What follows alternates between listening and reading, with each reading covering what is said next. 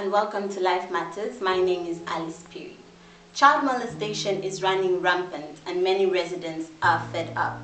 Joining cause by activists for stiffer laws. Some residents feel perpetrators must be sentenced to death, while others want rape suspects to be denied bail. In a related note, child rape cases in Zambia has become a common occurrence with no signs of reducing. It is in this vein that the Don Bosco Youth Network is hosting one of the young people who is a victim of sexual abuse. Let's join Victoria as she talks to her. Hi Judith. Hi. Welcome to Don Bosco Youth Network. It's a pleasure to be here. Thank you. Okay, so kindly share what really happened. It all started when I was very young, at the age of 5 to 6. My parents are of foreign origin, so they would get maids from Tanzania so that we are conversant with the language with the maids. So what used to happen was there was one maid that abused me or defiled me, and in the morning would all be good, but the moment my parents, they would go from morning till evening, and just as they're about to knock off my maid, I would see my maid go to the door and see this man. The next thing I knew was a blanket being laid on the table, and a blanket is covered on my face, and you hear things entering you. Pubic hair, I didn't even know what that was at the time. And that went on and on. And I was threatened not to tell anybody. And I was threatened not to tell my parents because I would die or my parents would die. And it went on until I initially got used. And what used to happen was the moment after that encounter, she would start, the man would also come. And after that, she would bath me. And when my parents come, everything was all well until the day she ran away. And I just kept on asking myself when I was young, I would have these things, dreams of her, because I had gotten used to. It now became a habit. And that went on. I grew up. Okay, so you never shared your story with your parents? No. Not until it was, how would I put it? You know how it is when you grow up in a traditional family. I was brought up in a very Catholic, and my parents were very traditional. And there's certain things that you just can't speak out, like, no, like this, you can't. But I remember when I was in grade 7, that was when I first had. We had nurses coming to schools, and they were explaining, once you're touched here and there, know that it's not right. And I remembered because I had dreams. What was to happen to me would haunt me. I would have dreams, I would behave in a peculiar way. And it started to hurt me, I was like, so this person actually forced themselves on me. Why? So now I was asking myself these questions. But why would somebody do that on a young person? What is it that I did? What was wrong with me? I blamed myself. So there was a time an incident happened at home, and I told my parents, look, the reason why this is happening is because when I was young, that maid that ran away used to do this to me. And after that, I was taken to UTH to do some tests. I don't know how. I don't know. You were taken by your parents? I was taken by my mom. She took me to a gynecologist, and apparently to her, I was fine. But my head was still filled up with pictures of what used to happen to me. It got to an extent where I became of age, and I would still have those childhood abuse of memories coming back to me. And my question was, why me? what is it that I had done? I started drinking. I took to alcohol at a very young age. I remember taking alcohol for the very first time and getting drunk for a week. I just needed to numb the pain. I was in pain, I couldn't sleep, I would have nightmares. And that went on and on until after I finished school. But while I was in school, I would engage with boys, and I was trying to feel the void that I was having. In a way, I think it was a cry for help because these things used to haunt me. I needed to let it out. I needed somebody to listen to me. Did it affect maybe your school performance? Oh yes, it did. I was an A student, but my grades started dropping slowly but sure, because I took to alcohol as early as grade 8. As early as grade 8. And I would do peculiar things. I would engage with boys, Like, you meet a boy and they tell you they love you. I'm like, oh wow. So there's actually love in this world, even after being through all this stuff. But not knowing to say, this was actually more harmful. I was in an abusive relationship in grade 11 and 12. I was abused to an extent I didn't even know it. I got to know this 3 years back when I was diagnosed with anxiety and depression. And I was diagnosed with PTSD, post-traumatic stress disorder. Because I had suppressed so much, I would have episodes where, when there just comes a time, I just lose interest in anything. And I just want to be in the house. I would just want to be in the house. I don't want to talk to anybody. I wouldn't eat anything or eat or vomit. Bathing was, if I bathed, it was like I have achieved something. I felt my energy running to me. I remember at some point, I think after grade 8, I almost committed suicide. So when all that was happening, when the trauma was all happening, your parents were around, but they didn't really know what was really going on. They just thought, oh, she's just being a teenager, not knowing to say. It's the things that I told them to say. I can't even sleep. This is what is happening. These things are taunting me. These things are haunting me. There's a void in me that needs to be filled up. And what I was looking for was for somebody to sit me down and say, what happened? How are you dealing with this thing? So my mom took me to, after I finished school, the church took me to psychosocial counseling. Well, I don't know, maybe she thought maybe by that would help me, or maybe that would find an answer to that, but I needed to cry out. But in those even moments, and I even encountered being raped again in my adulthood, and that just broke me down. I remember being very thin. I took to vomiting, because I had this choking thing. I was like, maybe if I vomit, this thing will just free me. I was taken to priests. I had people talking to me, but I needed somebody to say, hey, how do you feel? What happened? What is happening to you? And I even blamed myself. I remember going to the priests and telling them, remember what happened? Because I confided in them earlier, after my mom had gone to us. And I remember him telling me, why does this thing keep happening to you?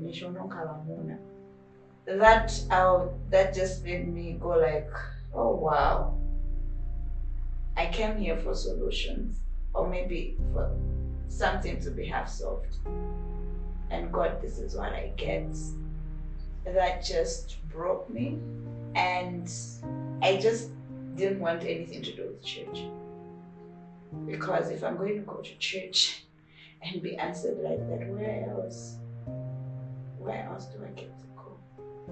So later, after when you failed with the priests, later on you didn't think of any other place that you could go to so that you get help. I drew my strength from that girl whose only biological father would sleep with them. I drew my strength from that one girl whose uncle would sleep with them until the point they become pregnant and they even have their womb removed. I drew my strength from that one girl who is trying to make a living, you know, and somebody takes advantage of them. I tried to ask God and say, God, in all of these experiences, may I be your vessel. May you help me learn a lesson in all of this, so that at the end of the day, it is your glory that will shine.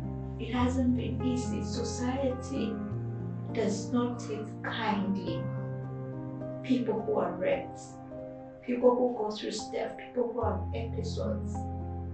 I've been called names, and I've only had few people, and may God bless those people. I've had people, you have your own family, you have your own friends, you have other people ridicule you, slander you, malice spoken against you. But people don't know the pain of being raped from the time you're young until adulthood. They do not know the burden you have to carry, the cross you need to carry. So like you have said to say, society does not take these issues to be, they don't really take these issues to be so serious. So we have a number of young people who are viewing us, and they have, maybe they are still going through these issues. Maybe they've gone through these issues, and therefore it has affected their relationships, and it has also affected their education as well. What would be your words to that young people who's listening in and they do not know which direction to go to, who to seek help from? My advice to you, my dear young lady, or my dear young boy, or my fellow youth, the first thing is to know your identity in Christ. He paid it all. He paid it all at the cross of Calvary. And when he said it is finished, it was finished. The second thing is know yourself. Know your worth. My dear African child, know thyself. Know yourself, my dear African girl. Know yourself, my dear African boy. The third thing, not to live, ask God to walk with you. It doesn't matter what society says. It doesn't matter what the enemy has against you, because it is He that is in you that is bigger than that who is in the world. And I'll tell you one thing, Victoria. Most people that are raped who have low self-esteem, I had it. People that are raped who want to find solace from other people. I needed to find solace in somebody that told me they loved me. But in return, they abused me until I sat down and found my identity in Christ. I haven't said I'm fully recovered. I'm still going through therapy. I'm still taking my meds, and it is okay not to be okay. We are still human beings. I mean, look at Oprah, look at Joyce Meyer, look at Judith Nsenge, look at Nadia Murad. These are women that I've said if they can come off them, and 3/4 of these women they were raped by their own relatives, and these things are happening in our own homes. And you know the sad part is, it is us the women that are shutting up at the expense of that girl child, of that boy child. Even boys are being raped, but they cannot come up because a boy is supposed to be a boy. A boy is supposed to be macho. A boy is supposed to have an ego, an identity of a boy, but these people do break down. Have you ever sat to think of why these men drink, of why men are abusers? Because they need to be a man. How else are they going to relieve their pain? They take to drinking, they take to abusing other women, they take to being scandalous, they take to abusing you verbally, not knowing to say it is not you who has a problem. It is because they've gone through something and they're trying to hide what they've been through. And that is what our society has become. These things have kind of taught us to hate. But if hating can be taught, I feel even love can be taught. I'm yet to meet the person that raped me when I was young and just have a conversation with them. Because I believe for them to do that to me, there was something wrong with them. I was just a victim. For me, forgiveness has played a major role in my healing. Thank you so much for sharing your story. Thank you, Victoria. And we hope that one of our young people there have learned something from your story. And just one last question. So we've seen the young people that are doing child prostitution, and sometimes we tend to judge them, not knowing that maybe they were defiled, they were sexually abused when they were young. And society is there judging instead of giving solution. You know what I can say? Even these prostitutes that we see, from what they've gone through is what makes them go out to the streets. It is pain. It is pain. We are no longer a society that says, your problem shared is your problem solved. But it is now, your problem shared is your topic shared. We now become the topic. And the reason why people do prostitution is either they are being sent by parents, or two, it is themselves, children, trying to fill up the void of being raped, to say, I'm dirty, I'm dirty, I'm filthy, I'm worthless. They still haven't recognized their sense of worth. And that is what takes them. So they're trying to say, you know what? And there's some who haven't been fortunate and they're sick. And they're saying, for this that has been done to me, I'm not going down alone. I'm taking a whole batch of you guys with me, or you girls with me. You get it? And it is pain that takes them there. Not just money, but 3/4 of the little research I've done, it is pain. It is painful for somebody to sleep with you without your consent. It is painful for you not to enjoy you being a child. It is painful for you not to grow a normal childhood, not to experience how childhood is. And at times you experienced it, but you're still hiding wounds. It will take that one special person to see beyond that now, Victoria. And that is why we see these people going on the streets. It's not everybody that's there for money. It's not everybody that's been sent to go and do prostitution. Some are being sent out there by the pain they've been through. Rape is painful.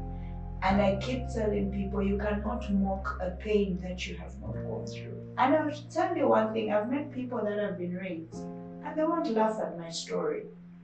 The only person that will laugh at your stories is a person that hasn't walked your shoes. They have not walked in your shoes. The people will just wonder why you're behaving in a peculiar way, and they just wouldn't know. So for me, those people doing prostitution, if we all had to do Ubuntu, we practice Ubuntu as Africans, as a Zambian, we would heal so many people. We don't have to do the whole Zambia, no. Just speak to that one person, encourage them.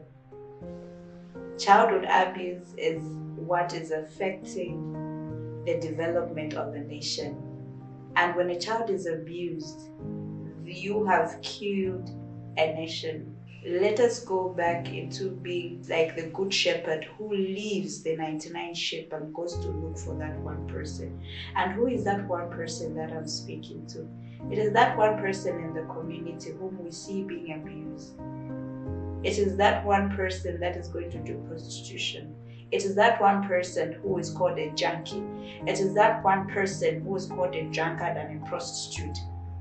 May we in our own way practice Ubuntu and go back and speak about this. The silence has been so loud at the expense of we're now seeing a nation that is broken and full of broken people. Because you take a look at social media, there's so much pain and people just don't know it. People want to bully others because they feel it is one way of healing themselves. People have done that. You find that the person that's bullying you have gone through a lot. And that is why they think by bullying another person, they'll get healed, they'll feel better. But what is there to feel better about bullying somebody that has gone through pain? You cannot mock a fellow woman's pain. You cannot mock a fellow man's pain. For me, that would be my appeal. May we shut the silence. May we speak about these things. It is all right for you not to be okay. It is okay for you not to be okay. May we start speaking about these things. And I have started with this journey.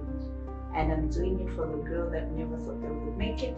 I'm doing it for the boy that never thought they would have a life to live. He paid it all on the cross. And when he said it is finished, it is finished. Thank you so much, Judith, for sharing your story. Indeed, you are a star to those young people that are going through the same stories, that are affected with the same stories. Hope you have enjoyed our program for today, and thank you so much, Judith. Thank you so much, Victoria. Thank you so much for having me. Indeed, it's not really an easy thing to share, but you've come out and shared your story. You're an awesome and beautiful young woman. Thank you so much. You have been with me, Victoria Chilufya, and this is where we come to the end of the program. Jesus once said, "For whosoever makes one of the little ones to sin must have a rock tied to his neck and thrown into a river." What's your take on this one? My name is Alice Piri, and on behalf of my production crew, it's a bye-bye. Don't forget to like, subscribe, and leave your views in the comment section below. Have a good day.